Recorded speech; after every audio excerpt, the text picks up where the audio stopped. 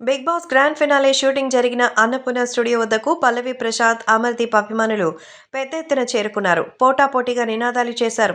ఆ తర్వాత పల్లవి Prashanth big boss విన్నర్గా ప్రకటించాక ఇరువురి అభిమానుల మధ్య గొడవ జరిగింది. ఈ సమయంలో అక్కడ ఆర్టీసీ బస్సులు, ప్రైవేటు వాహనాలపై దాడులు చేసి హంగామా సృష్టించారు. 6 బస్సులు ధ్వంసమయ్యాయి. ఈ ఘటనపై టీఎస్ఆర్టీసీ ఎండీ సివి సజ్జనార్ స్పందించారు. అభిమానం పేరుతో పిచ్చి చేష్టలు సమాజానికి ఏమాత్రం మంచిది కాదని, ఆర్టీసీ బస్సులపై దాడి చేయడం అంటే సమాజంపై దాడిగా భావించాల్సిందే అన్నారు. ఇలాంటి ఘటనలు ఆర్టీసీ యాజమాన్యం ఉపేక్షించేది లేదని స్పష్టం చేశారు. ఆర్టీసీ బస్సులను కాపాడుకోవాల్సిన బాధ్యత మనందరిపై ఉంది అని చెప్పారు.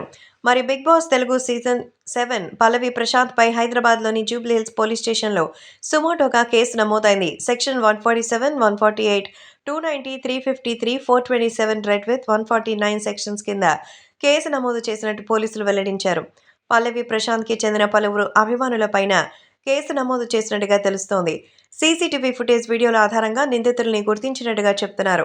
వాళ్ళకి కఠిన శిక్షలు పడతాయని, ప్రభుత్వ ఆస్తులు ధ్వంసం చేసే హక్కు ఎవరికీ లేదని, సామాన్యులు ప్రయాణం చేసేటువంటిది ఇది ప్రజల ఆస్తి, ప్రజలు దాన్ని రక్షించుకోవాలి. అలాంటి వాళ్లే ఇప్పుడు అనవసరమైనటువంటి భేషజాలకు పోయి ఇబ్బందికరమైన పరిస్థితుల్లో ప్రజా ఆస్తిని ధ్వంసం చేయడం ఖచ్చితంగా నేరం అంటూ ఈ సమయంలో ఖచ్చితంగా దీన్ని ఖండించాల్సిన అవసరం ఎంతైనా ఉందని చెప్పారు.